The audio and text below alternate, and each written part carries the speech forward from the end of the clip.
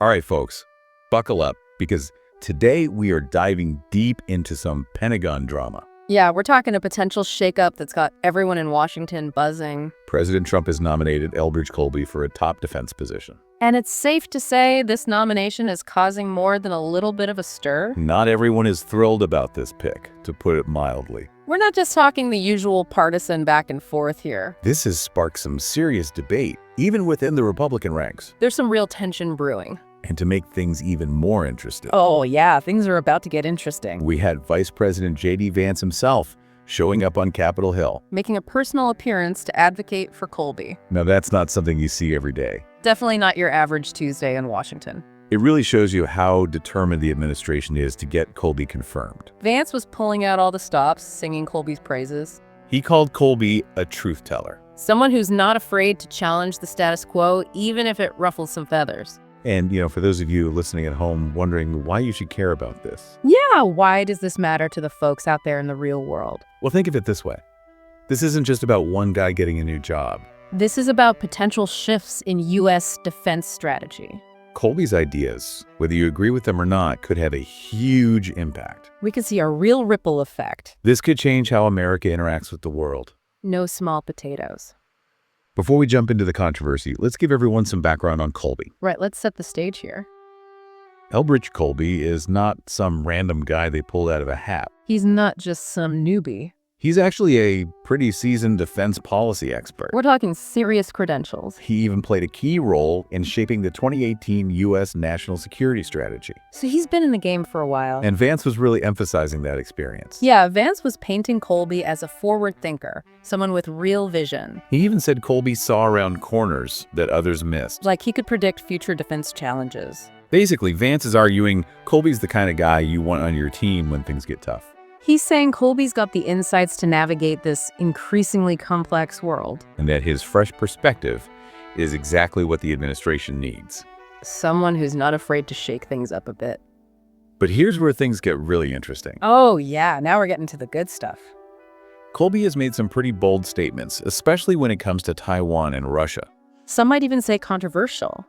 His take on Taiwan has definitely raised some eyebrows. I think raised eyebrows is putting it mildly. He's actually on record saying, America has a strong interest in defending Taiwan, but Americans can survive without it.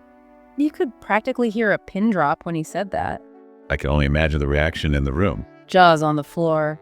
That had to ruffle some feathers, especially given the current climate, It's a sensitive topic, to say the least. and it's one that cuts across party lines. This has implications for U.S.-China relations. We're talking a huge potential impact on the global stage. So yeah, it's a big deal. Even Senator Wicker, a Republican, expressed some serious concerns about Colby's stance.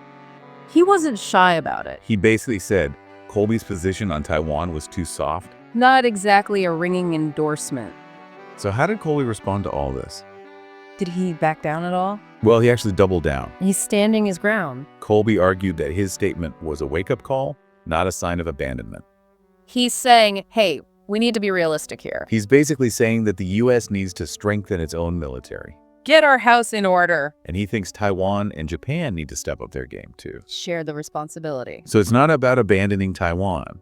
It's about a more balanced approach. He's saying everyone needs to pull their weight in the face of a rising China. It's about being prepared. But some people, especially those who are more hawkish on China, are worried. They're concerned that Colby's words could embolden Beijing. And that could undermine Taiwan's confidence in U.S. support. It's a delicate balancing act. It's like walking a tightrope on the world stage. One wrong move and things could get really messy. And speaking of delicate situations, let's shift gears to Russia. Another hot topic. Colby has previously condemned Russia's invasion of Ukraine, Calling it an evil act. and he's expressed support for Ukraine's defense. He's been pretty vocal about it. But I'm guessing that stance got a little complicated during his hearing. Yeah, things have changed a bit. With the current push for peace talks, I imagine it's a sensitive issue. It's a diplomatic minefield. So when Senator Reid brought up Ukraine, Colby was very cautious. He didn't want to say too much. He cited the ongoing diplomatic peace process. And he said it wouldn't be appropriate to comment further. The classic non-answer answer. He's playing it safe, which makes sense. He doesn't want to jeopardize those delicate negotiations. Or say something that could be seen as undermining the president's efforts. He's walking a fine line. So for now, he's keeping his cards close to his chest. But that didn't stop Senator Gillibrand from pressing him. She was determined to get a straight answer. She asked Colby directly, "Do you consider Russia an adversary or an ally?" Talk about a loaded question. I bet everyone in the room leaned in for that one. So did Colby take the bait? Did he pick a side? Well, he managed to avoid getting trapped. He's a smooth operator. Colby emphasized that Russia poses a significant military threat. To both Europe and the US. So he's not exactly buddy-buddy with the Kremlin. But he also didn't explicitly label them as an enemy. It was a strategic response. Carefully crafted to avoid getting pigeonholed. Because the relationship between the US and Russia is anything but simple. It's constantly evolving, a complex dance of power and diplomacy. So we've got Taiwan and Russia, two potential powder kegs Colby might have to deal with. Both volatile situations. But what other international headaches are on his plate? Well, Colby has also been pretty vocal about Iran. Ah, yes, Iran. The gift that keeps on giving. He's actually said that Iran poses an existential threat to the US. Existential threat. That's some pretty strong language. He's not pulling any punches. And Colby has said that if diplomacy fails to prevent Iran from getting nuclear weapons, He's ready to consider other options. he's talking about presenting military options to the White House. So he's not ruling anything out. But even that wasn't enough for some of the hawks in the Senate. They want to see even more aggression. Senator Cotton, who's known for his hardline stance on Iran, really grilled Colby on this. He wanted to know if Colby was a true hawk. He pressed Colby on whether a nuclear-armed Iran was truly an existential danger. Or just a severe danger. Or apparently there's a difference in the hawk dictionary. It's all about the nuance. So is Colby a true hawk on Iran? Or is he just trying to appease the more aggressive voices? Well, Colby insists he's the real deal. He's not just posturing. He emphasized his commitment to preventing Iran from getting nukes. That's his top priority. And he said he's willing to consider military action if necessary. He's not afraid to use force. So to recap, we've got a controversial nominee. With strong opinions on some major global players. But it's important to remember that this isn't happening in a vacuum. There's a lot going on in the background. This nomination is playing out against a backdrop of a very charged political landscape. It's a politically sensitive time. And it seems like there's some real tension brewing within the Republican Party itself. Yeah, it's like a family feud. They're all trying to figure out who's the biggest hawk.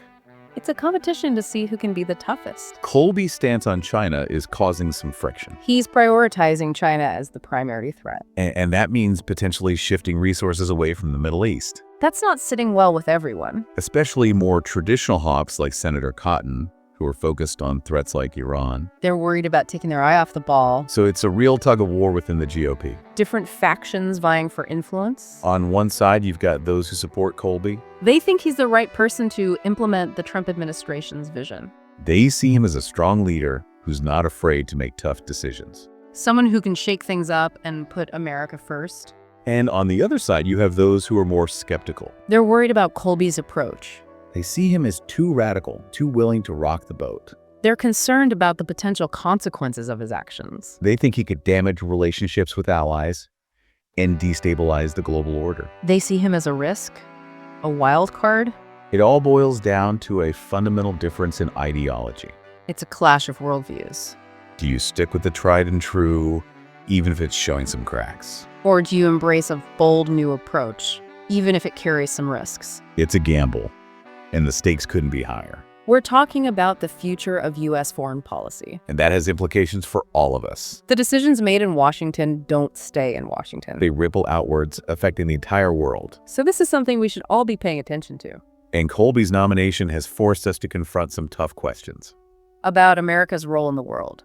About how to deal with the challenges of the 21st century. And about what kind of leadership is needed to navigate this increasingly complex global landscape. It's a crucial debate. And it's one that we'll continue to explore in the next part of our deep dive. So stay tuned. Because we're just getting started. It's almost like one of those family dinners, you see in the movie. Yeah, like Thanksgiving. Exactly. Where everyone starts arguing about politics and, And someone inevitably flips the table. Exactly. You've got different factions within the same party fighting over foreign policy. Everyone's got their own idea about how things should be run. And they're not afraid to let everyone know it. So on one side, you have Colby's supporters. Right. They see him as the guy to carry out the Trump administration's agenda. They think he can really shake things up. They see him as a disruptor. Someone who can reassert American dominance on the world stage. Make America great again, that kind of thing. They believe his focus on China is the right move. And that his willingness to challenge the status quo is exactly what America needs. They think he's a strong leader who can make tough decisions. Someone who's not afraid to ruffle some feathers. But then you have the other side, those who are a little more wary of Colby's approach. Yeah, they're not so sure about this whole shaking things up thing. They see him as maybe a little too radical, a little too eager to rock the boat. They're worried about the potential consequences. They think he could damage relationships with allies. And potentially destabilize the global order. They see him as a risk, a wild card. It's a classic dilemma. Do you stick with the familiar, even if it's not perfect?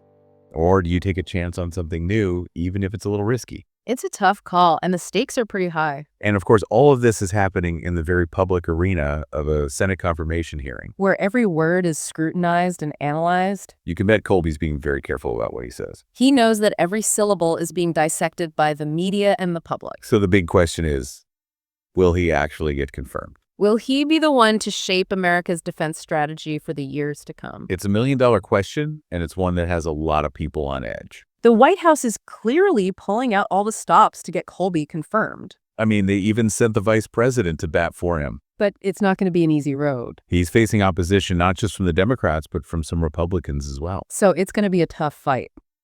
And the outcome could have a huge impact on the world. We're talking about a potential shift in U.S. foreign policy. That could affect everything from military spending to troop deployments. It could change how America engages with countries like China, Russia, and Iran. So this is something that goes way beyond Washington. This is something that could affect all of us. Whether it's through economic impacts, or the threat of conflict, or the erosion of global stability. Colby's confirmation could have ripple effects across the globe. And that's why we're doing this deep dive. To help you make sense of it all? To give you the information, you need to understand what's at stake. Because this isn't just a political game. This is about real-world consequences. So we need to be informed. We need to understand the issues. And we need to be engaged in the debate. Colby's nomination forces us to ask some tough questions about America's role in the world. What does it mean to be a hawk in the 21st century? Is it still about projecting military might across the globe? Or is it about being more strategic and focused in our approach? How do we balance the need to be strong and assertive with the desire to avoid unnecessary conflicts? How do we maintain some semblance of global stability in an increasingly chaotic world? These are big questions, and there are no easy answers. But it's a conversation we need to have. And Colby's nomination has brought these issues to the forefront. It's a microcosm of the larger debate about America's place in the world. Okay, so we've talked about Colby's background, his views on Taiwan and Russia, and the political battle surrounding his nomination. But there's one more piece of the puzzle we need to look at. Iran. Right, we can't forget about Iran. Colby has some pretty strong views on how to deal with them. Remember that phrase, existential threat? Yeah, the one he used to describe China. Well, he's also applied that label to Iran. He sees a nuclear-armed Iran as a nightmare scenario. One that he's willing to do whatever it takes to prevent. And that has put him in the crosshairs of some of the most hawkish members of the Senate. Guys like Senator Cotton, who are known for their tough stance on Iran. Cotton really grilled Colby on this issue. He wanted to know if Colby was truly prepared to go all in on preventing Iran from getting nukes. He asked Colby if he really believed that a nuclear-armed Iran was an existential threat. Or just a really, really bad thing. Apparently there's a difference. In the world of hawks, nuance is everything. So Colby had to make his position clear. He had to prove his hawkish credentials. And he did. He doubled down. He said that preventing Iran from getting nuclear weapons was his top priority. And that he was willing to consider all options to achieve that goal. Including military action. And he even said that he would be prepared to present military options to the White House if diplomacy failed. So he's not messing around. He's serious about this. And that brings us to the heart of the matter. This is where things get really real. Because foreign policy isn't just some theoretical game. It has real-world consequences. The decisions that people like Colby make can have a huge impact on people's lives. They can determine whether countries go to war or stay at peace. And that's why it's so important for us to be informed and engaged. We need to understand what's at stake. And we need to make our voices heard. So as we move into the final part of our deep dive, We want you to keep this in mind. What if Colby does get confirmed? what will that mean for the future of U.S. foreign policy? What will it mean for global stability? And what will it mean for you? All right, so we've laid out the battlefield, met the players, and now it's time to talk about what happens next.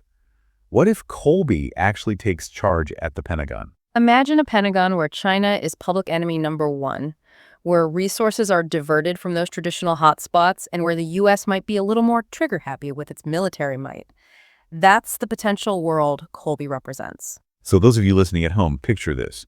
If Colby gets his way, we could see a much more, assertive America on the world stage. Yeah. One that's not so hesitant to, throw its weight around, especially when it comes to China. Exactly. And that assertiveness could mean all sorts of things.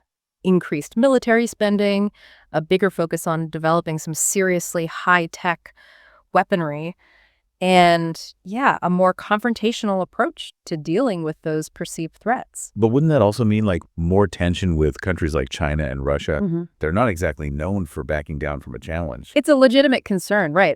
A bolder U.S. stance could definitely escalate tensions. It's almost like a geopolitical arms race where everyone's trying to one-up each other. Yeah. And that kind of environment can make the world a much more dangerous place. So conflict is a real possibility. But what about America's existing alliances? Those partnerships that have been the foundation of U.S. foreign policy for decades. That's the million-dollar question. Colby's focus on China as the biggest threat and his willingness to shake things up could definitely put a strain on those relationships. Some of America's partners might feel like they're being sidelined or even, abandoned in this whole China-focused strategy. So it's a trade-off then. A stronger stance against China, but maybe at the risk of alienating our allies. It sounds like we're playing with fire here. One wrong move and everything could go up in smoke. It's a balancing act, no doubt. And it makes you wonder, is Colby really the guy for the job? Does he have the finesse, the diplomatic skills to pull this off without making things worse? That's the big question everyone's trying to answer right now, and the stakes are enormous.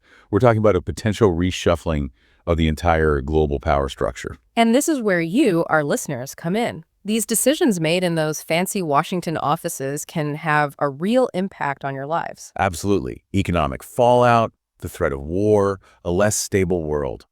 What happens in Washington doesn't stay in Washington. It affects everyone. So as we wrap up this deep dive, we want you to consider this. What does it mean to be a global power in today's world? Is it about flexing your muscles or choosing your battles carefully? And how do we balance strength with, responsibility? How do we ensure security without creating more instability? Tough questions, no easy answers. But Colby's nomination has made us all face them head on. And that's why we do these deep dives. To equip you, our listeners, with the knowledge and insights you need to navigate this complex and ever-changing world. Keep learning, keep asking questions, and most importantly, keep those conversations going. Because the future depends on it. And on that note, we'll wrap up this deep dive. We hope you found it informative, maybe a little thought-provoking, and who knows, perhaps even a bit unsettling. Remember, knowledge is power. And in a world as crazy as ours, a little knowledge can go a long way. Until next time, keep those brains buzzing. We'll catch you on the next deep dive.